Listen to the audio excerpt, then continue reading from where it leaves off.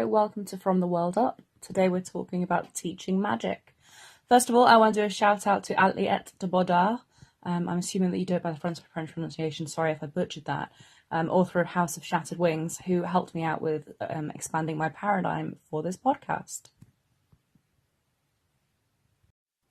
So a lot of my stuff is going to be from a very Western paradigm, but I want to talk a bit about expanding that paradigm and things for you to consider, and I am going to overuse that word a lot, so I apologise for that. Paradigm. A lot of traditional education started with the basic oral tradition, where people would learn as children at the knee of the grandmothers and grandfathers of their tribe. Usually grandmothers. Most education started in matriarchal and matrilineal tribes within the Iron Age and Paleolithic era. Another one to consider is the sort of medieval construct of apprenticeships and journeymen, where you would ally yourself to somebody who was already a craftsman and learn directly from them, with the proviso that you would either take on their work or help them with their work until you had, for want of a better word, graduated to a full craftsman. I don't see enough of that in modern fantasy, and I kind of miss it. Pratchett, in some of his books, dealt with the idea of travelling teachers, of teachers who would go almost like peddlers from town to town, offering what wisdom they could. That works really well with sort of like the witch wizardly construct within fantasy of somebody who goes from place to place. A really good example of that actually is in the movie Mythica, the first one, with Kevin Sorbo's character. But yeah, so those are the more traditional way of thinking of things before you go full Hogwarts, for want of a better phrase. But you've got to consider that if you are writing within an empire construct, that colonialization usually leads to a standardization of education. They have standardized tests and curriculums, and that's where it tends to start, either by the spread of a religion or of a political empire, because there is more of a need for standardization and things like that within civil services. Good examples, if you want to have a look at this, are the way that the English Empire organised the Indian civil servants in the Indian subcontinent, and the way that they did standardised testing and set up so that the brightest and best at every village would then be taken out and sort of taken into the English civil service. Blah. Also, very similar system when France occupied Vietnam, with, again, standardised exams, and that took over from the matrilineal, matriarchal oral tradition that until then had remained prevalent and remained the main route. And I think that if you're doing like Evil Empire, it's really important to remember things like that. Remember the way that empires traditionally change education, because they can not only standardize it for the good, but also limit what is learned and put boundaries around what is allowed to be taught. They can control what is being taught. As I said, my main paradigm is the Western paradigm, and most of the schools I went to originated as church schools, which is where churches started adopting foundlings and set up an educational mission connected to an abbey or a cathedral or a church for local children or for foundlings in the area. Obviously, in the Western canon, mostly they were boys until very, very recently.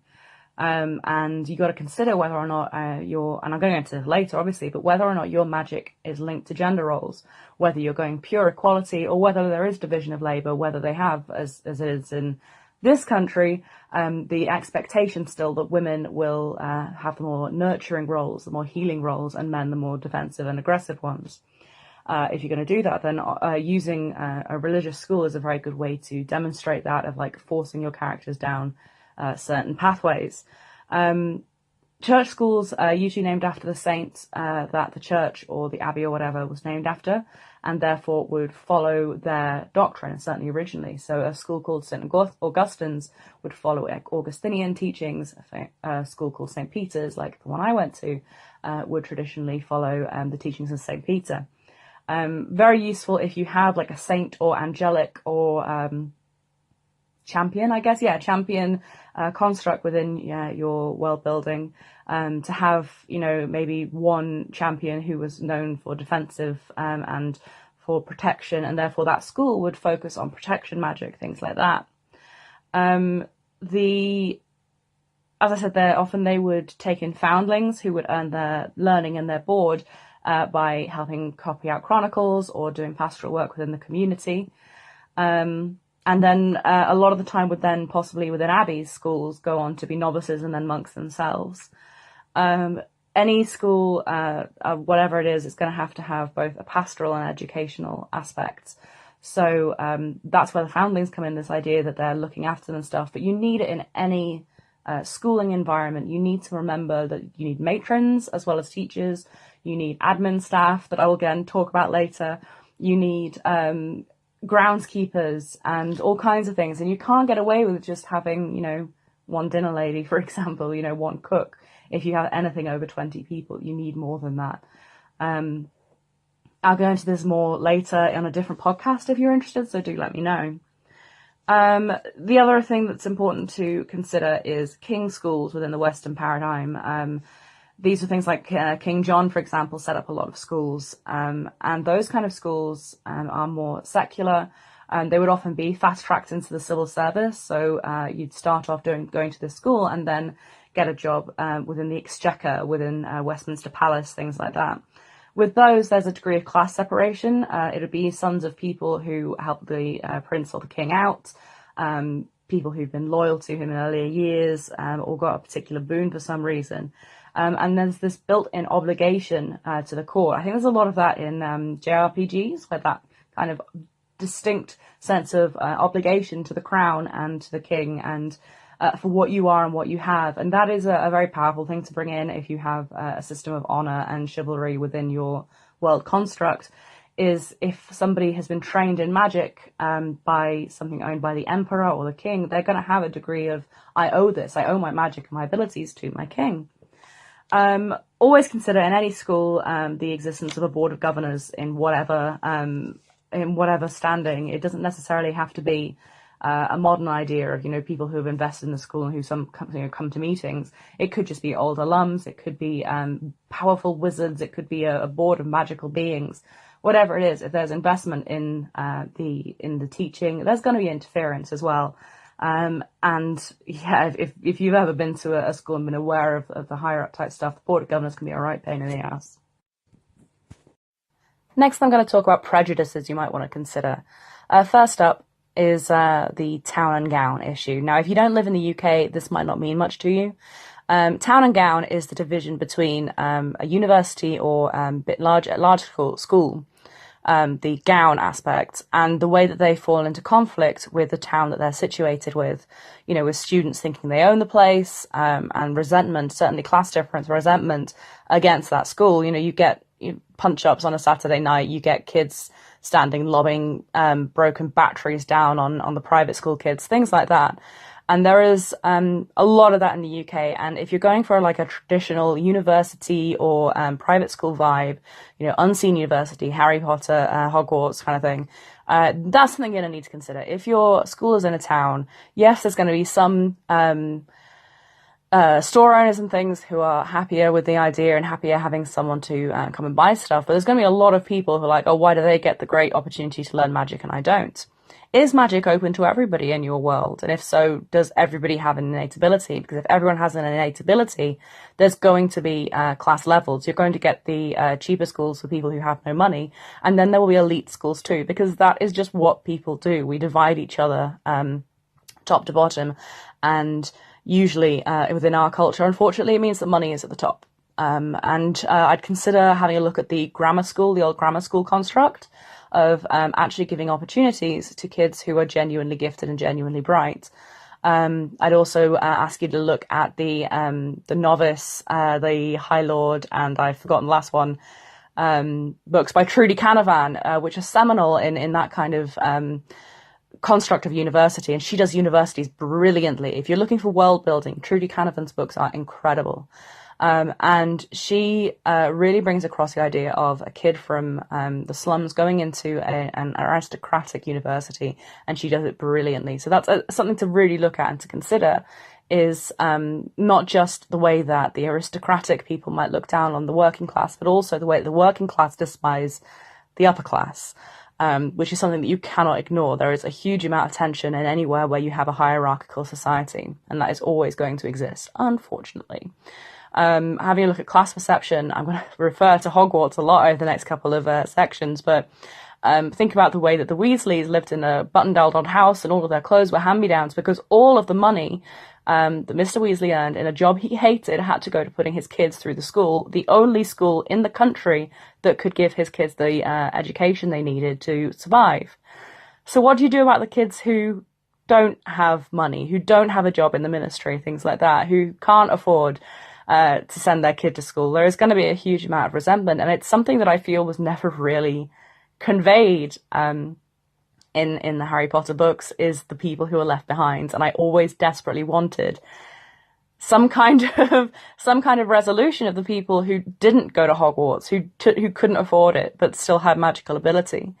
So yeah, to move on before I get too wrapped up in what I want out of fan fiction, every school is going to have the other school that they have a rivalry with. There's always going to be, however ridiculous, whether it be sports matches or just because they occupy the same space or because all the guys seem to end up with girlfriends from a different school and vice versa, there is always going to be conflict with other schools. It's ridiculous, and it lasts for generations. And even after you stop playing that school in matches, you still have that sense of, ooh, it's them, I don't get on with them. My dad was forces, so I went to private school. I don't know if that exists as much in state schools. I honestly have no idea. But if you are writing that kind of magical school, really consider that, because there's got to be someone for everyone to be like, ooh, it's them. And that leads me not quite neatly into like the Slytherin issue and the evil college issue. A lot of fantasies rely on this concept of the evil college of wizards, or like James Barkley had one of like this evil college that was on an evil castle in an evil town kind of thing. And you do have that moment of, well, why don't you just disband it? A lot of that comes back to the Board of Governors issue, especially in an aristocratic concept of people who have the money and therefore have the political influence, the clout, to say, no, that's my old house. You can't close that down. You have the sort of rich and influential alumni and people who are sending several kids through the school, through that house and things like that. So it becomes impossible for them to disband it. But that perception, the whole give a dog a bad name. If you tell a kid, oh, you're in the evil house now, they're going to start thinking, oh, well, I guess it doesn't matter what I do with myself. To go back to Christianity, it's the Augustinian principle of predestination, of, oh, it's my destiny to go into heaven or hell, so it doesn't matter what I do on this mortal plane. And if you put a kid into the evil class and things like that, then why would they not decide to act out? Why would they not act defensively to other people who have decided that they're the bad guys? It just makes no sense to expect them to stand against the stereotype. And although, again, in Harry Potter, the Slytherin is portrayed as like the evil house in the first books, I've always had more of an issue with the bullying from Gryffindor, of that kind of, we're the best, you guys suck, you're the bad guys. And that kind of separation and segregation goes beyond rivalry. The kids only interact in lessons, which means that their only interactions are when they're competing against each other for places, in exams, for places in the class, things like that. And that just makes things worse. So you can use that as a conflict to make things worse, or you can try and combat it and have more integration for common rooms, things like that. I mean, at my school, obviously, we didn't have an evil house, but we did have the house that was good at everything. It was Temple, if anyone's out there. Very unlikely, but they were all really good at sports and really beautiful and really talented. And they were in all the top classes, and they all seemed to be in this one frickin' house. And that carries on all the way through. And so you do have that kind of, well, what's the point in going up against them? They're the best. We know they're the best. And that is less of a problem than, that's the evil house. Anybody in there is evil. I don't have to try and like them because they're the bad guys. And that kind of bullying and exclusion goes both ways. You know, you can bite your thumb at a kid who thinks he's the best, but if you're going to tell him he's evil, then why the hell should he try and be nice to you, you know? I'd also like to throw in there, again, for an own voice point of view, that an autistic kid in that kind of situation is going to struggle because they're going to be very easily manipulated in one direction or another, in being, oh, this is what we do, this is our house, so you have to act like this, and the autistic person going, oh, okay, this is how I'm supposed to act. If you are autistic and you're trying to write own voice, consider that. I think that idea of the kid finding out that they're evil, oh, I'm supposed to be evil because I'm in the evil house, and therefore that's setting their path from then on. All this talk of evil houses brings me nicely into evil teachers. Seriously, Hogwarts, what was your hiring system? Obviously, if you're going to do just in league with the bad guys and just having perfectly good credentials, that's absolutely fine. Just try and make it clear that your school isn't staffed by idiots in the HR department, because seriously, I think you need to consider as well the nature of what is evil to a child and also what is evil to a grown-up. Obviously, the concept is very obvious, and yet at times you're looking at people saying, how do you not realize that you're the bad guys? That's very obvious in the news at the moment, especially in the US. You look there and you say, how do you guys not realize that you're evil? And if you know you're evil, why are you fine with that? And throughout history, it's known that the evil people think they're the good guys. So try and avoid monologuing is what I think I'm saying. Is the guy that's like, oh, I'm going to take down the world. They don't think they're taking down the world. They think they're saving it. And everybody knows the teacher who thinks they are hot shit when they are not. For me, there is no evil greater than PE teachers, because they saw somebody who was dyspraxic and thought they were deliberately trying to be shit at things. I also had issues with maths teachers because they have extremely analytical minds. It is difficult for them to understand somebody who doesn't understand maths. So they sort of hit a black wall. And I think it's important to have that aspect in any kind of teaching, is that you get the good teachers, but you also get the ones who are on tenure for a research position at a university, for example, and have to do the one lecture a week to keep their position or whatever. You're going to have inter-teacher rivalries, which can be something, you know, personal, like they were slighted when they first moved in, or just teaching styles. But kids pick up on that. You know, you always know the teachers who are dating and the teachers who hate each other, and it is always hilarious to watch from the sidelines. And I think that within like magic constructs, it's got to be very tempting for a magic teacher to occasionally think, I know the kids are there, but I could blast that asshole with ice so easily. And it's a good way of demonstrating control and teaching kids that they have to control their personal issues, because the teachers do it as well.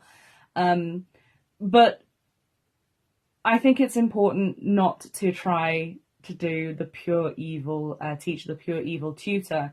As far as they're concerned, they're the good guys. And disgusting as that is, it's important to remember when you're writing, especially within this kind of construct, in that magic is often a parallel to religion, to belief, to again, to your own paradigm and the way that you act within the universe.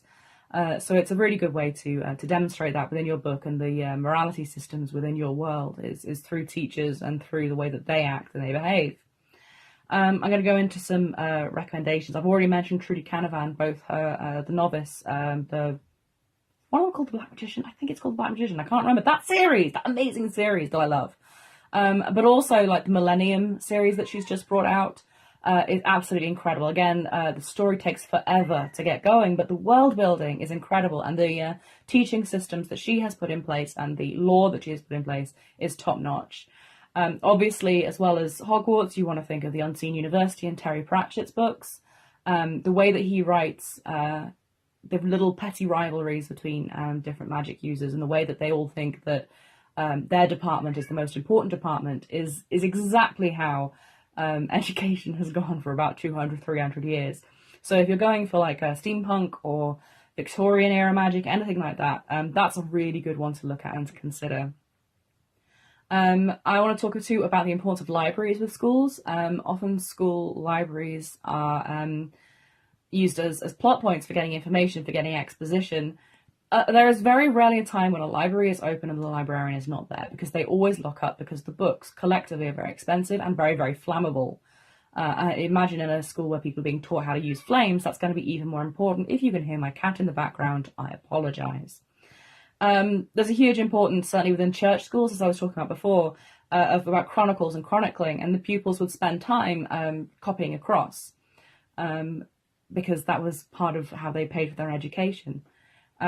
Chronicles are very important within the histories of a world, and you can get incredible like doodles and things like that in proper chronicles. Have a look at some medieval chronicles online. They are beautifully illustrated, and then occasionally you'll get one with a little fat dude and an arrow pointing it saying this is Abbot Rodolphus, lol, kind of thing. And it's really good insight into the levity that's always existed beneath the surface. Consider too that a pupil is never going to treat knowledge with the same reverence that an adult does. In Worcester Cathedral, the Worcester Cathedral schoolboys in the Victorian era used to use medieval manuscripts to make paper aeroplanes, paper darts, and throw them out into the yard. And just the idea of that, of all that knowledge and all those beautiful vellum pieces just thrown into the yard is almost physically painful to me. But that's kind of kids, you know, they don't treat the world with a deep reverence of a scholar. They need the information that they need to pass exams, or to get to where they need to be in life, to learn the spell that they need, and that's a lot of what they do. You'll get the kids that go into the libraries, but usually it's because they need to be quiet more than the fact that they're like, I need to learn everything right now. Unless of course they're searching for something specific, plot related, if you know what I mean. But again, Unseen University is a really good example for that, because the librarian is one of the most iconic characters in any fantasy, and I will fight you on that. Lastly, I want to talk about like curriculum and some of the day-to-day of running an education organization, a school. You got to think about what is necessary and what is forbidden. So what are like the basic tenets that every single pupil has to learn before they go through? And what is it that they're not allowed to learn? What is it that they're forbidden by the curriculum, by the empire, by religion, whatever? There's always going to be something. It's a gatekeeping thing, you know, how like some people are like, oh, you can't be a comic book fan because you don't know this issue that I like. It's kind of the same thing. It's the high wizards always want to be the high wizards. They always want to be the most important. So they will always retain something, and always be afraid of those who can use it naturally. Consider also gender roles. If you're going to do a classic binary thing of like the Western culture concept of binary genders, are you doing that because there is separation in the way that they're taught, or the way that they use magic? The witches and wizards thing in Terry Pratchett is a really, really good example of that. Some places, again, like I said, prefer females in the more nurturing and protective roles, and men in the more aggressive ones. So it's fun to play with those, but be aware that you don't have to write those. You don't have to write restrictions on girls just to show how bad it is in our world. It is possible to just write them being equal. It's not easy, but it's possible. How are types of magic classified? You're going to have, you don't go into a classroom and learn maths and English at the same time, certainly not past the age of like 4. So there will be different classifications. I consider looking at like Chinese medicine and the way that like the elements are classified there, and then compare it to the way elements are considered over here in the West. Are they divided into different, like the way that you think, or like the effects, things like that? Consider how you want to divide it up for your teachings. Do you have any rites of passage within your school? Is there, are people going to be held back a year if they don't get to a certain standard? I'd consider having a look at Lyriel, the book by Garth Nix. Like the opening chapters of that are heartrending. A depiction of a young woman who is much older but hasn't come into her own powers yet.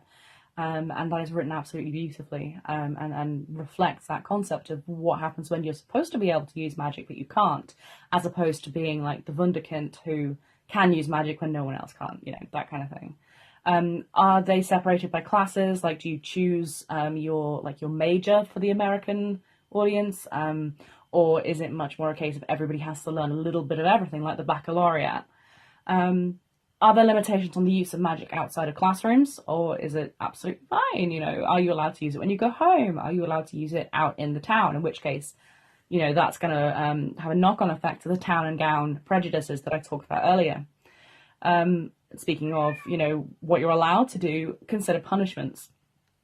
You know, if you've played the Dragon Age games, the idea of the Right of Tranquility hangs over mages in that series in the world of Thedas. The idea of having your magic stripped from you, but not just your magic, but all of your emotions, so that you don't care about it, but it is horribly affecting to those that know you.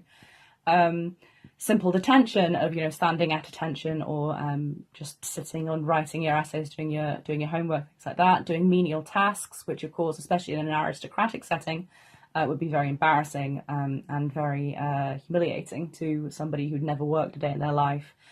Corporal punishment, or indeed mental punishment, since we're talking magic, you know, the Crucio curse in Harry Potter.